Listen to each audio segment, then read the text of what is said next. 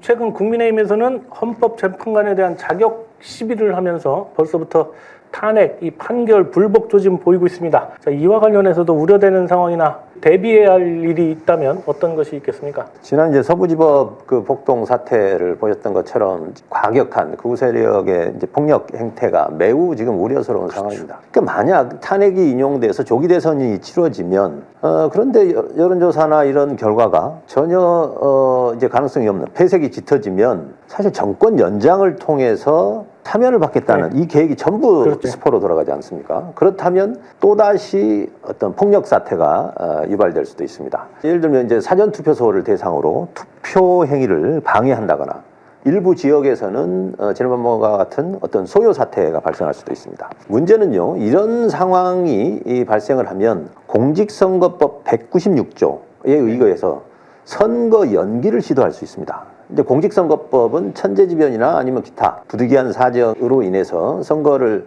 하기 어려울 경우에는 대선과 총선의 경우는 대통령이 선거를 연기할 수 있습니다. 그래서 지금 이제 국민의힘을 포함한 보수 세력들은 지금 윤석열 탄핵 심판 재판을 어떻게든 시간을 끌어보려고 하지 않습니까? 그렇기 때문에 만약에 이러한 폭력 사태가 발생을 한다면 대통령 권한대행이 이를 빌미로 해서 선거 연기를 시도할 가능성이 있다. 저는 그렇게 봅니다. 그래요? 네. 자, 헌법에는 대통령이 권위가 되면 60일 이내 선거를 치르게 되어 있지 않습니까? 그런데 이 헌법을 위헌하면서까지 선거를 연기할 가능성이 정말 있는 겁니까? 우선은 일단 뭐 헌법에 따라서 탄핵 선고가 되면 60일 이내에 이제 투표가 이루어지도록 그러니까, 선거 일정을 그렇게 짜겠죠. 하지만 사전 투표나 아니면 본 투표가 이루어질 때 이런 심각한 상황이 벌어진다면 어쩔 수 없이 연기를 할 수밖에 없는 거 아니겠습니까?